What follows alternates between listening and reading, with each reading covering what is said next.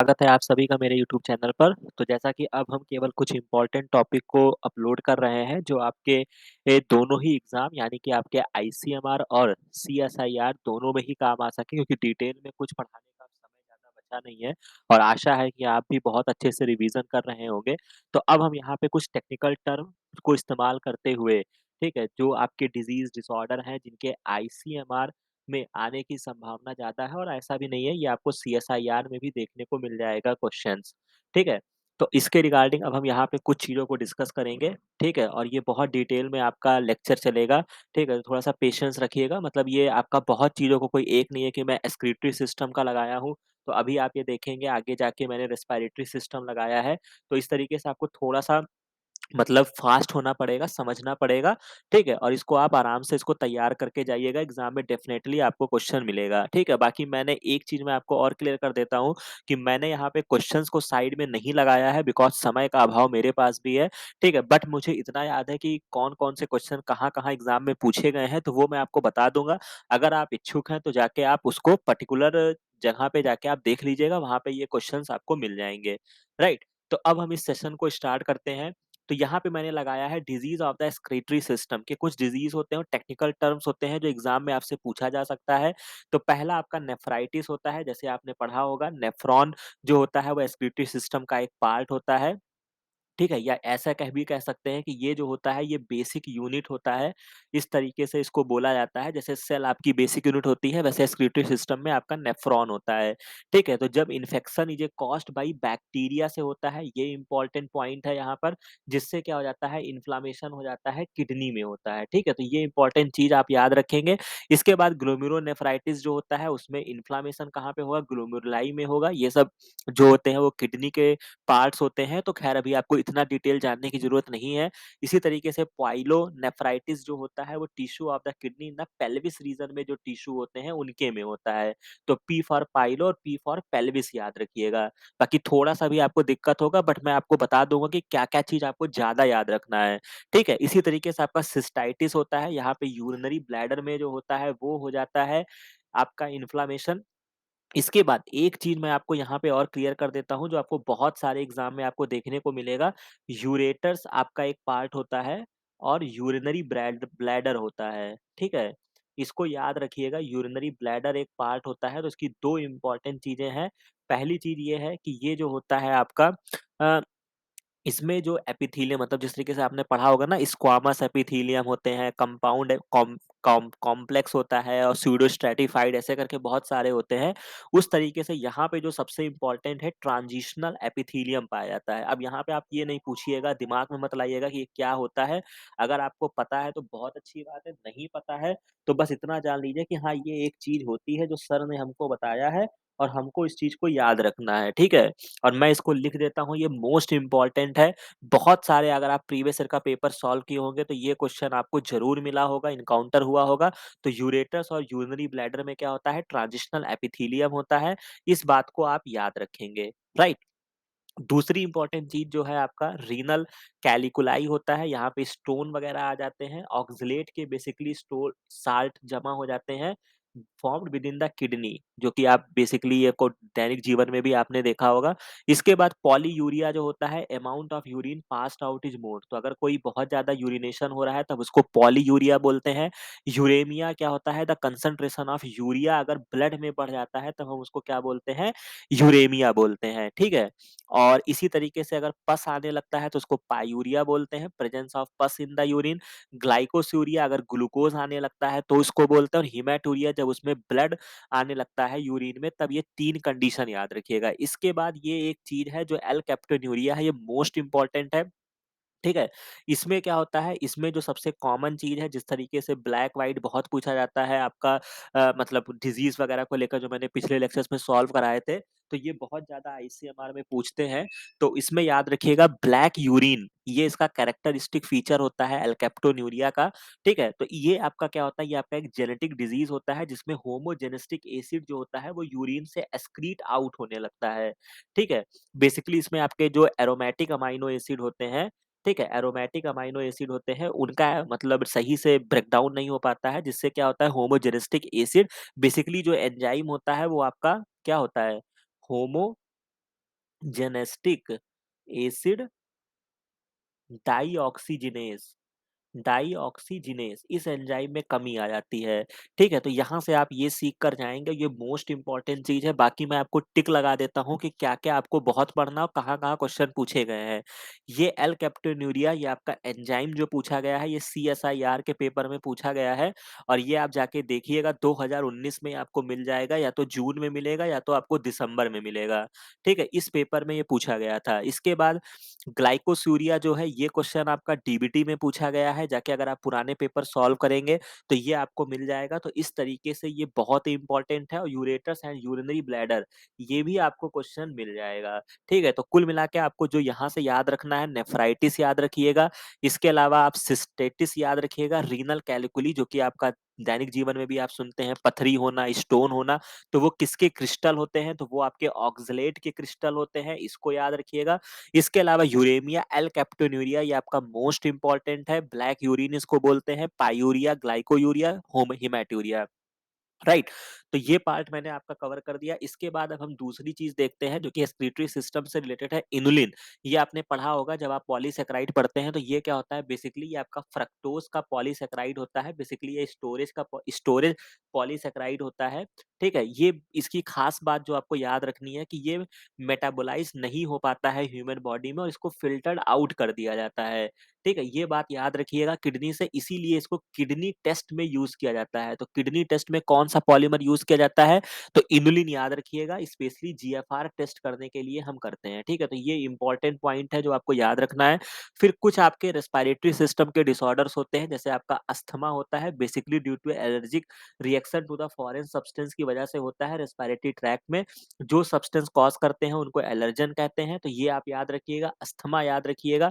इसके अलावा एम्फाइसीमा ये आपको बहुत अच्छे से याद रखना है, फुल ऑफ एयर या इन्फ्लेशन इसको बोलते हैं, ये आपका क्रॉनिक डिसऑर्डर है, धीरे-धीरे होता है। बेसिकली ये जो सिगरेट स्मोकिंग करते हैं, उनमें ये पाया जाता है डिज़ीज़, ठीक है? तो ये इम्पोर्टेंट चीज़ याद रखिएगा, बेसिकली जो आपका ये सिम्पटम्स है, आपका वॉल ऑफ एल्वेओलाई वगैरह डैमेज हो जाते हैं, इस पूरी चीज़ को पढ़ लीजिएगा, ठीक है? इसके अलावा जो इसका ट्रीटमेंट के लिए यूज़ किया जाता है, इसका जो ट्रीटमेंट के लिए यूज़ करते हैं अल्फ़ा 1 एंटीट्रिप्सिन, ठीक है? ये याद रखिएगा, इसको टेक्निकली जब आप ब बायोटेक्नोलॉजी पढ़ते हैं, तो वहाँ पे जब आप पढ़ते नहीं है कि बहुत सारे ड्रग्स बनाए गए हैं, जैसे आपका इंसुलिन बनाया गया है, उस लिस्ट में कभी आपने पढ़ा होगा तो आपको एम5 भी मिलेगा जो कि अल्फा 1 एंटीट्रिप्सिन यूज़ किया जाता है। ठीक है? तो ये चीज़ को याद रखिएगा, इसको याद रखिएगा, राइट? तो यहाँ से एम्फाइसीमा याद रखिएगा।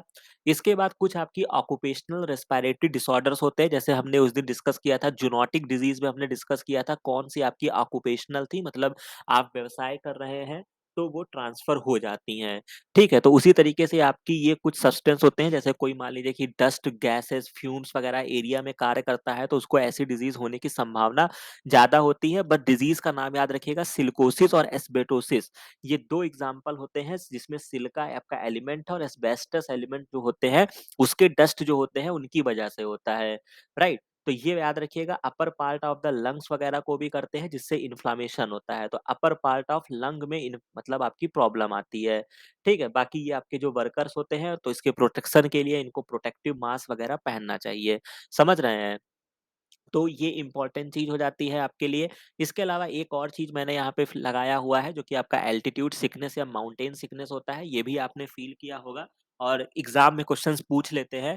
बेसिकली क्या होता है कि जब आप पहाड़ों पर जाते हैं, हाई एल्टीट्यूड प्लेस पर जाते हैं, तो आपको थोड़ी-सी प्रॉब्लम देखने को मिलती है जिसमें आपको नौसिया फ़ील होता है, ठीक है? हेडेक आने लगता है, आपको ब्रीथलेस होने लगता है, तो इस समय क्या होता है और क्यों इसका क्या तोड़ होता है? तो ये जो होता है ये आपका लो एटमॉस्फेरिक प्रेशर की वजह से होता है एट हाई एल्टीट्यूड पर और बॉडी जो होती है वो आपका डज़ नॉट इनफ ऑक्सीजन उसको नहीं मिल पाता है, ठीक है? लेकिन क्या होता है समय के साथ ये चीज़ें एक्लिमेटाइज़ हो जाती हैं और ये प्रॉब्लम खत्म हो जाती है।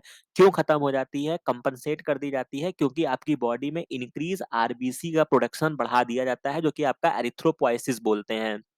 और जिससे क्या होती है ब्रीदिंग रेट बढ़ जाती है क्योंकि ऑक्सीजन का ट्रांसफर कैसे हो रहा था हीमोग्लोबिन कर रहा था। तो बस अगर आपसे पूछा जाएगा एल्टीट्यूड सिकनेस वगैरह जब हुआ तो क्या चीज हुआ, तो कुल मिला के बस आपको इतना याद रखना है कि आपकी बॉडी ने क्या किया, आपकी बॉडी ने आरबीसी का प्रोडक्शन बढ़ा दिया। बस इतना चीज याद रखिएगा, सारी कहानी आपकी सॉल्व हो जाएगी।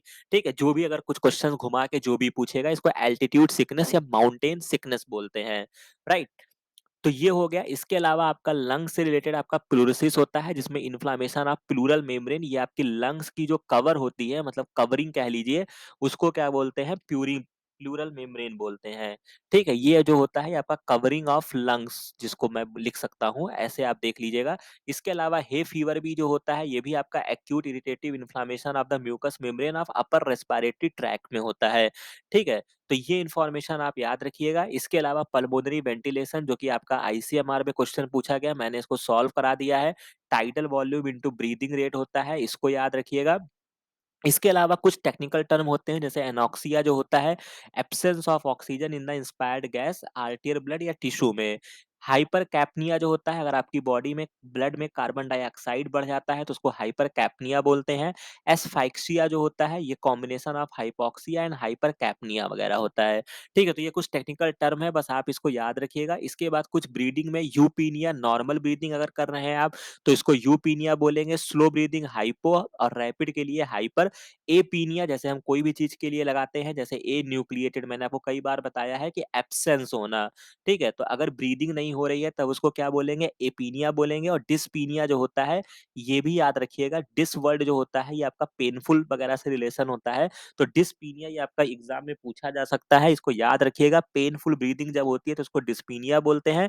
और ऑर्थोपीनिया जो होता है ये आपका डिफिकल्ट ब्रीदिंग होता है एक्सेप्ट इन अपराइट पोजीशन, मतलब बाकी जगह हो रहा है लेकिन अपराइट पोजीशन में नहीं, मतलब ठीक है वहां पे। ठीक है, तो यहाँ से इसको याद करके जाइएगा। बेसिकली आपका डिस्पीनिया मैं टिक कर देता हूँ, ये इंपॉर्टेंट है, मुझे लगता है कि शायद ये क्वेश्चन आपसे पूछा जा सकता है एग्जाम में। डिस्पीनिया याद रखिएगा, बाकी तो आप समझदार हैं। इसके अलावा ये जो फार्मूले से क्वेश्चन आया था उसको याद रखिएगा, मतलब नेक्स्ट टाइम अगर आपसे पूछ लिया कि टाइडल वॉल्यूम निकालो, जैसे उस दिन मैंने आपको बताया था, तो आप क्या करेंगे, पल्मोनरी वेंटिलेशन से आप क्या करेंगे, डिवाइड कर देंगे ब्रीदिंग रेट को।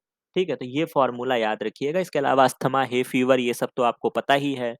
ठीक है, तो यहाँ तक मैंने कवर कर दिया। इसके अलावा एक चीज़ मैंने और लगाई थी जो कि हमने आरबीसी के बारे में पढ़ लिया, डब्ल्यूबीसी पढ़ लिया इम्यूनोलॉजी वगैरह में, लेकिन हमने प्लेटलेट्स की बात नहीं की थी। तो प्लेटलेट्स जो होते हैं इनको थ्रोम्बोसाइट्स बोलते हैं। बेसिकली ये फॉर्म्ड एलिमेंट्स होते हैं, बेसिकली ये कोई सेल्स नहीं होते हैं। सबसे जो इम्पोर्टेंट चीज़ है, नॉर्मल इनका जो मतलब काउंट होता है वो 1.5 लाख से 3.5 लाख प्लेटलेट्स आपकी होती हैं। ठीक है, इसके अलावा ये कोई ट्रू सेल्स नहीं होती हैं, ये बल्कि क्या होती हैं, सेल के फ्रेगमेंट होते हैं। तो इसको याद रखिएगा, ये आपकी सेल्स नहीं होती हैं, ये सेल्स के टुकड़े होते हैं। दे आर राउंडेड भी हो सकते हैं, ओवल्स भी हो सकते हैं।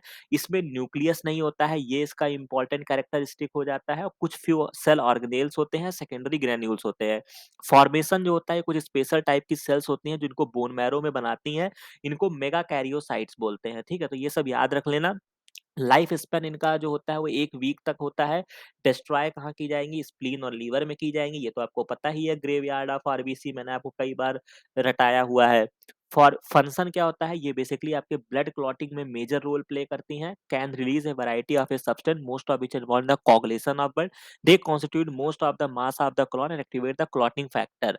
ठीक है? इसके बाद reduction in the number of platelets जो होता है ये आपका थ्रोम्बोसाइटोपिनिया टेक्निकल वर्ड होता है। और जब जिससे क्या हो जाता है, ब्लड लॉस बढ़ जाता है।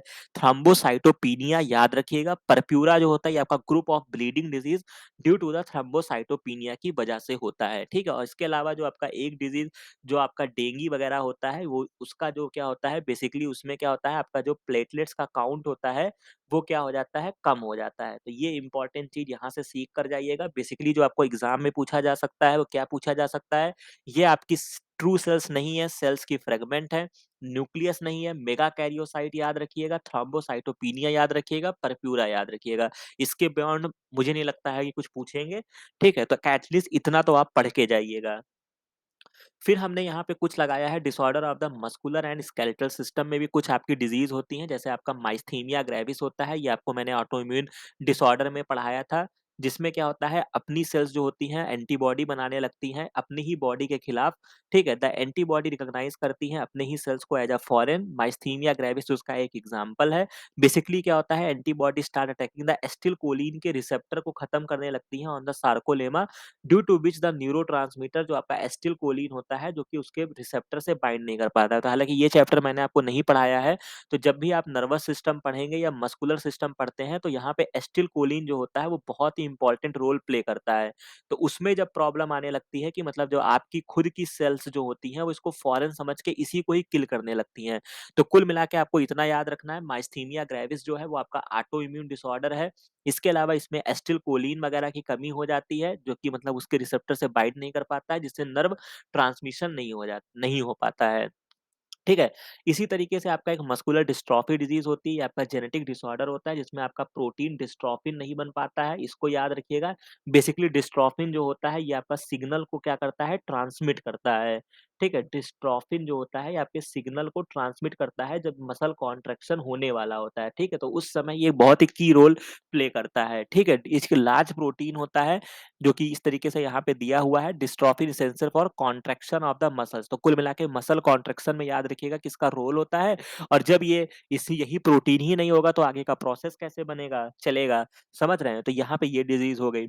इसके अलावा आपका टिटैनी होता है जिसमें rapid spasm in the muscle due to lesser calcium in the body fluid, ठीक है? तो लो कैल्शियम की वजह से आपका टिटैनी होता है। अर्थराइटिस जो होता है इसमें इन्फ्लेमेशन आ जाता है जॉइंट में, ये भी आपने कॉमनली देखा होगा पेन, स्वेलिंग ये सारी चीज़ें होंगी। इसके अलावा गाउट याद रखिएगा बहुत ही इम्पोर्टेंट है, टाइप ऑफ अर्थराइटिस होता है। ठीक है? जहाँ पे इन्फ्लेमेशन ऑफ जॉइंट होता है लेकिन एक्युमुलेशन हो जाता है यूरिक एसिड के क्रिस्टल जमा होने लगते हैं। बस इतनी बात याद रखिएगा बाकी इस पैराग्राफ को रीड कर लीजिएगा। उसके अलावा ऑस्टियोपोरोसिस मैंने आपको बहुत डिटेल में पढ़ाया हुआ है, तो इसको रीड कर लीजिएगा। मैं दोबारा इसको अब रीड नहीं करूँगा। ठीक है? तो कुल मिला के आपको माइस्थीनिया ग्रेविस याद रखना है, मस्कुलर डिस्ट्रॉफी याद रखना है, टिटैनी याद रखना है, गाउट याद रखना है। ठीक है? तो ये इम्पोर्टेंट इन्फॉर्मेशन थी जो मैंने आपके साथ शेयर की। इसके अलावा आपका एक और अर्थराइटिस होता है जिसको रेमेटॉइड अर्थराइटिस कहते हैं। इसको डायग्नोज़ कैसे करते हैं? इसमें एक रेमेटॉइड फैक्टर होता है जो टाइप ऑफ इम्यूनोग्लोबिन आईजीएम। तो आईजीएम का आज हमको एक नया रोल पता चल गया। अभी तक तो हम बहुत चीज़ें जान रहे थे आईजीएम के बारे में, लेकिन अब हमने जाना कि रेमेटॉइड अर्थराइटिस के डायग्नोसिस में भी इसका रोल होता है। यहाँ पे इन्फ्लेमेशन आता है, आपका साइनोवियल मेम्ब्रेन होती है, उसमें क्या आ जाता है अगर मतलब इन्फ्लेमेशन होता है, अगर इसको ट्रीटमेंट नहीं सही से किया जाता है, तो वो बढ़ता चला जाता है, जिससे पेन हो जाता है और एक कुछ एब्नॉर्मल ग्रैन्यूल्स बनते हैं, जिसको क्या बोलते हैं, पैनस बोलते हैं। ठीक है? तो ये भी बहुत ही इम्पोर्टेंट है, मैं लिख देता हूँ, पैनस पूछा जाएगा तो उसका रेमेटॉइड अर्थराइटिस से रिलेशन है। ठीक है? तो इस तरीके से आपको ये पूरे पैराग्राफ को रीड आउट कर लीजिएगा। फिर इसी तरीके से आपका ऑस्टियोआर्थराइटिस होता है, इसमें डीजेनरेशन होने लगता है ऑफ द आर्टिकुलर कार्टिलेज का होता है। ठीक है? तो ये ख़ैर अगर आप थोड़ा बहुत कम पढ़ेंगे तो भी आप ट्रेस कर ले जाएँगे। इसके अलावा ऑस्टियोमलेशिया और रिकेट्स मैंने बहुत बार आपको समझाया है, वो याद रखिएगा। इसके अलावा ये यहाँ पे मैंने नर्वस डिज़ीज़ के बारे में लगाया हुआ है, जो कि अभी कुछ कॉमन डिज़ीज़ हैं, पार्किंसन, अल्ज़ाइमर और साइज़ोफ्रेनिया। पार्किंसन में क्या होता है, आपके न्यूरोट्रांसमीटर जो होते हैं, इसमें लो डोपामाइन याद रखिएगा, ठीक है? और अल्ज़ाइमर में जो होता है, वो आपका क्या होता है, लो एसिटिलकोलिन होता है। बाकी याद करना हो तो ऐसे भी याद कर सकते हो, डीपी याद कर लेना, व्हाट्सएप पे डीपी वगैरह लगाते हो, तो पार्किंसन, पी से पार्किंसन, डी से डोपामाइन, ठीक है?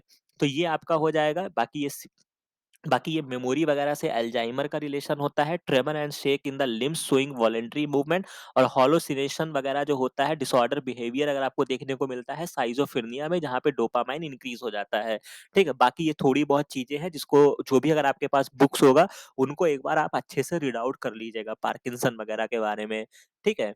तो ये मैंने आपको बता दिया। इसी तरीके से आपका कुछ और इम्पोर्टेंट चीज़ें हैं जो कि आपकी व्हाइट एंड ब्राउन टिश्यूज़ वगैरह होते हैं।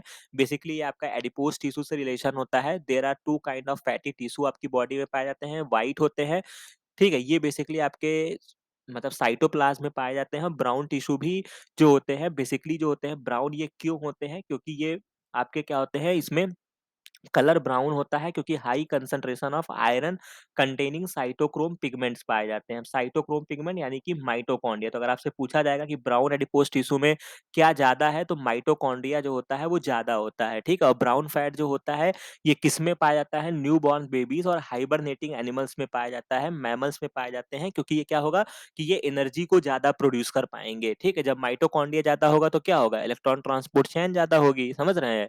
ये वहीं से रिलेशन आया हुआ है। Brown fat has a larger capacity of generating heat वगैरह बनाते हैं, ठीक है? इसको याद रखिएगा, ये बहुत ही इंपॉर्टेंट चीज़ है। बी से ब्राउन फैट, बी से बच्चा याद रख लीजिएगा, ठीक है? ब्राउन फैट लिखिएगा और बी से बच्चा लिख लीजिएगा, ठीक है? या बच्चा ऐसे लिख लेना, तो ये तुम्हारा काम हो गया, ठीक है? और माइटोकॉन्ड्रिया ज़्यादा होगी, साइटोक्रोम पिगमेंट ज़्यादा होंगे, तो ये सारी स्टोरी यहाँ पे आती है। ब्राउन फैट कैन ज अब जो आपके हाइबरनेटिंग मैमल होते हैं, वो भी इसको यूज़ करते हैं, क्योंकि भाई वो तो हाइबरनेशन में है 6 महीने के लिए, ठीक है? मतलब जैसे आपके भालू वगैरह होते हैं, तो उनको एनर्जी वगैरह कहाँ से मिलेगी? तो वो आपके ब्राउन फैट उनके में पाए जाते हैं, ठीक है? तो ये आपको याद रखना है। इसके अलावा brown fat can not be substitute of food, adipose tissue में be examined from the fat body. इसके अलावा एडिपोज टिश्यू कहाँ-कहाँ पाया जाता है? ये आपका ब्लबर ऑफ व्हेल्स में पाया जाता है, एलिफेंट में पाया जाता है, हम्प ऑफ कैमल, ठीक है? ये इंपॉर्टेंट क्वेश्चन है, शायद ये पूछा भी गया है आईसीएमआर के पेपर में, अगर आप सॉल्व करेंगे तो आपको मिल जाएगा। And fat body of the frog. और लेप्टिन एक आपका हार्मोन होता है जो एडिपोसाइट प्रोड्यूस करती हैं, जो कि बॉडी फेट एंड वेट को क्या करते हैं? रेगुलेट करते हैं, ठीक है? तो ये इंपॉर्टेंट चीज़ थी, हो सकता है आपको एग्जाम में ये क्वेश्चन मिल जाए। बाकी ये अगर आप इलेक्ट्रॉन ट्रांसपोर्ट चैन भी बहुत डिटेल में पढ़ेंगे तो भी आपको white fat and brown tissue जो है वो आपको देखने को मिल जाता है, ठीक है? जहाँ पे आप अनकपलर्स वगैरह पढ़ते हैं, वहाँ पे ये आपको स्टोरी देखने को मिलेगी, ठीक है? तो खैर, अगर कुछ भी नहीं जानते हो तो बस इतना जान लो कि सर ने इतना बताया है, इतना चीज़ को हम रट लेंगे। फिर कुछ और इम्पोर्टेंट इन्फॉर्मेशन है, जो एरिथ्रोसाइट का जो शेप होता है बेसिकली ये आपका ओवल या न्यूक्लिएटेड एंड बाइकॉन्वेक्स होता है। बट जो मैमल्स में होता है हमारी क्या है? सर्कुलर है, बाइकॉनकेव याद रखिएगा, शेप याद रखिएगा, डिस्क लाइक और न्यूक्लियस नहीं होता है, ठीक है? और इसके अलावा मैमेलियन आरबीसी जो होते हैं उसमें सरफेस एरिया ज़्यादा होती है फॉर गैसपच एक्सचेंज के लिए, और जिससे वो क्या करते हैं? मच मोर हीमोग्लोबिन से वो बाइंड कर सकते हैं। तो कभी-कभी ऐसा क्वेश्चन पूछा जाएगा कि ऐसा क्यों है? तो इसी वजह से है, जितनी भी स्पेसेस बची हैं उससे, ताकि ऑक्सीजन को ट्रांसपोर्ट किया जा सके, ठीक है? तो एरिथ्रोसाइट में, आरबीसी में आपके न्यूक्लियस नहीं होते हैं, तो इसको याद रखिएगा, ठीक है? इसके अलावा आपका ल्यूकोसाइट जो आपकी डब्ल्यूबीसी होती है, ये आपकी इर्रेगुलर इन द शेप होती है, कोई शेप इनकी फिक्स नहीं होती है, ये अपना शेप चेंज करते हैं, जैसे आपका अमीबा की प्रॉपर्टी होती है, और कैपेबल ऑफ अमीबॉइड मूवमेंट करते हैं। This enable them to squeeze out of the blood capillary, मतलब ये आपकी ब्लड कैपिलरी है, तो ये क्या करते हैं? डब्ल्यूबीसी जो होती हैं वो स्क्वीज आउट कर जाती हैं टू द टिश्यू। इस प्रोसेस को क्या बोलते हैं? डायापेडेसिस बोलते हैं। ये टेक्निकल टर्म है, इसको याद रखिएगा। इसके अलावा ब्लड प्लेटलेट्स हमने देख लिया है, आपकी बाइकॉन्वेक्स फ्रेगमेंट होती हैं, जायंट बोन मैरो सेल्स की, इनको क्या बोलते हैं? मेगाकैरियोसाइट्स बोलते हैं, ठीक है? बाकी आरबीसी की जो लाइफ स्पैन होती है वो 120 डेज होती है। ये सारी चीज़ें आप पढ़ के जाइएगा। राइट। फिर इसके बाद न्यूरॉन्स के बारे में मैंने लगाया है। आपके न्यूरॉन्स भी कई टाइप के होते हैं, बेस्ड ऑन एक्सॉन, डेंड्रॉन, ये सब चीज़ें आपने पढ़ा होगा। एक्सॉन होते हैं, डेंड्राइट्स होते हैं, ठीक है? तो बस अभी इतनी बेसिस पे क्लासिफिकेशन किया गया है, सिंपल सा क्लासिफिकेशन है, परेशान नहीं होना है, क्वेश्चन आपको हो सकता है एग्ज़ाम में मिल जाए, ठीक है? तो सबसे पहले जब क्लासिफिकेशन किया गया तो यूनिपोलर बताया गया, जिसमें केवल 1 एक्सॉन थे लेकिन डेंड्राइट नहीं था, ठीक है? तो डेंड्राइट नहीं था, ये आपके अर्ली एम्ब्रियो स्टेज में पाया जाता है, ठीक है? तो ऑब्वियस सी बात है, जब आप डेवलप हो रहे होंगे तो पहले एक्सॉन बना होगा, ठीक है? तो इस तरीके से याद कर लेना, तब तक डेंड्राइट नहीं था, तो ये कहाँ मिलेगा आपको? अर्ली एम्ब्रियो स्टेज में मिलेगा। फिर क्या है, आपको एक क्लासिफिकेशन किया गया बाइपोलर न्यूरॉन का, यानी कि यहाँ पे एक एक्सॉन, और हमेशा याद रखिएगा एक्सॉन रहेगा चाहे डेंड्राइट रहे या ना रहे, ठीक है? ये आपका थंब रूल रहेगा, एक्सॉन तो रहेगा ही रहेगा, ठीक है? तो इसका प्रेजेंट होना बहुत आवश्यक है। तो 1 एक्सॉन होगा और अनदर अनदर डेंड्राइट होते हैं। और ये आपके कहाँ पर पाए जाते हैं? आपके ओल्फैक्टरी एपिथेलियम और रेटिना ऑफ आई। ये मैं आपको मोस्ट मोस्ट इम्पोर्टेंट कर देता हूँ, ठीक है? ज़िंदगी में कहीं पर भी पेपर देने जाएँगे, अगर न्यूरॉन से कोई क्वेश्चन अगर आपसे पूछा जाएगा, तो कोई भी एग्ज़ामिनर की जो पहली प्रॉपर्टी होगी, वो आपका बाइपोलर न्यूरॉन होगा, ठीक है? तो इसको याद करके जाइएगा, कहाँ पर पाया जाता है? रेटिना ऑफ आई में पाया जाता है। समझ रहे हैं बात को? इसके अलावा आपका मल्टीपोलर न्यूरॉन्स जो होते हैं, वो आपके क्या होते हैं? आपके इसमें 1 एक्सॉन रहेगा और बहुत सारे डेंड्राइट होते हैं। तो ये आपका मोस्ट कॉमन होता है, मल्टीपोलर जो होता है वो आपका मोस्ट कॉमन होता है, एम से एम को जोड़ लीजिएगा और ब्रेन और स्पाइनल कॉर्ड में पाया जाता है। सूडो यूनिपोलर, सूडो का मतलब ही होता है झूठा, आपको लगेगा बट वो एक्चुअल में होगा नहीं, तो सूडो यूनिपोलर जो होता है ये एक्चुअली बाइपोलर होता है, लेकिन अपीयर होता है यूनिपोलर के तरीके। ठीक है? तो single process arises first which divide to form dendrite and axon, तो इस तरीके से आपको ये dorsal root ganglia on the spinal cord में देखने को मिलेगा। यहीं पर एक और चीज़ मैं आपको बता देता हूँ, एक आपका नॉन पोलर होता है, ठीक है? जिसमें ना एक्सॉन होगा, ना डेंड्राइट होगा, ये आपको कहाँ पे देखने को मिलेगा? हाइड्रा में देखने को मिलेगा। बहुत इंपॉर्टेंट बात मैं बता रहा हूँ, क्योंकि जो नर्वस सिस्टम की जो शुरुआत हुई है, अगर आप क्लासिफिकेशन में जाके पढ़ोगे, तो फर्स्ट नर्वस सिस्टम जो आपको देखने को मिला था, वो आपको हाइड्रा में देखने को मिला है, ठीक है? या सिलेंड्रेटा आप कह सकते हैं। तो इसके में क्या था, इसके में नॉन पोलर था, मतलब एक्सॉन न्यूरॉन नहीं था, बट ये अपना नर्वस सिस्टम के तरीके कार्य कर रहा था। ठीक है? तो यहाँ से मैं आपको हाइलाइट कर देता हूँ, क्या चीज़ आपको समेट कर जाना है। बाइपोलर न्यूरॉन याद करके जाइएगा, ठीक है? और नॉन पोलर याद कर लीजिएगा हाइड्रा को। सबसे पहले नर्वस सिस्टम कहाँ मिला आपको? हाइड्रा में देखने को मिला, ठीक है? सूडो यूनिपोलर, यूनिपोलर, और इस तरीके से ये सारी चीज़ें आपको याद रखनी रहेंगी। रेटिना ऑफ आई ज़रूर याद रखिएगा, राइट?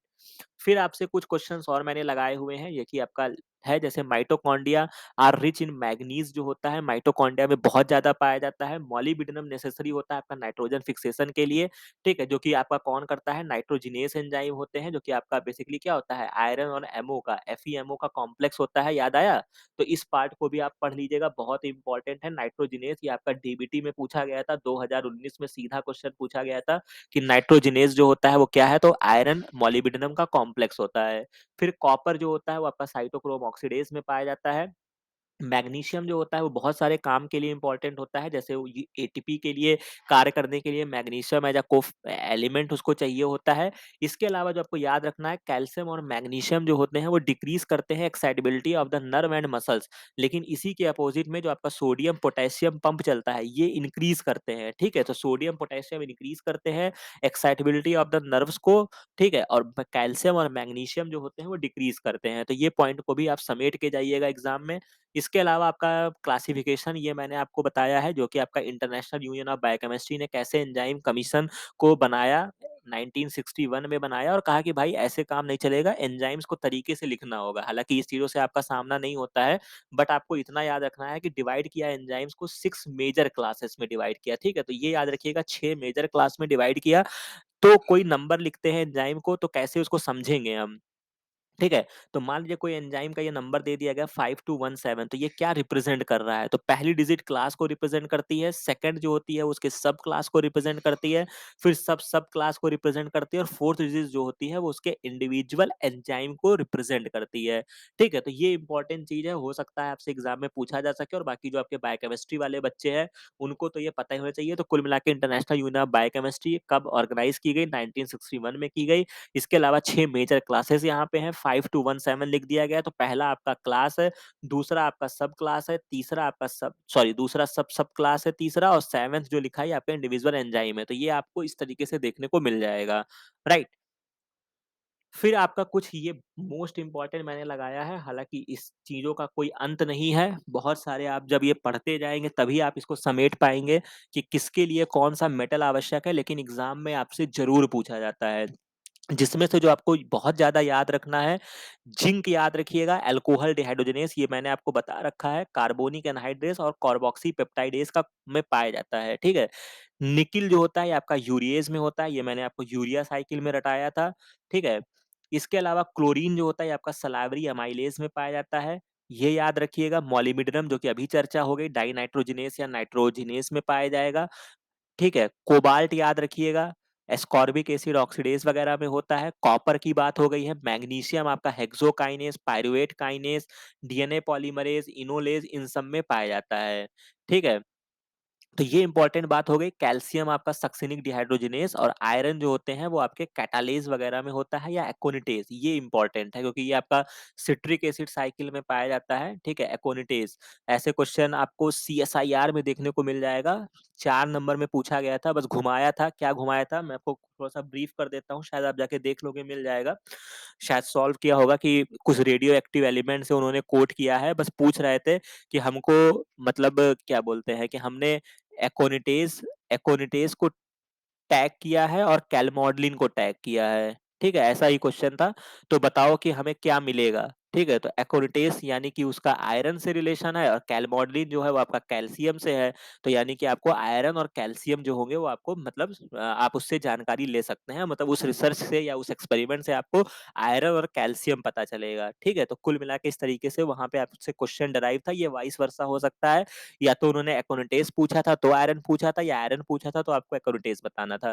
तो ये सिंपल चीजें होती हैं, मतलब एक इंफॉर्मेशन आपको पूरी कहानी बता देगी।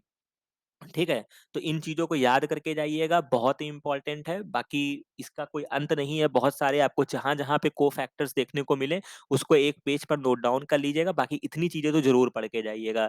ठीक है, तो आज यहाँ पे हमने बहुत ही इंपॉर्टेंट सेशन कंप्लीट किया है। आशा है कि इसमें से बहुत सारे क्वेश्चंस आपको एग्जाम में मिले होंगे, नहीं मिले होंगे तो मिलेंगे, और नहीं मिलेंगे तो आपको क्या बोलते हैं कि आपको इंटरव्यू वगैरह में बहुत फायदा करने वाले हैं।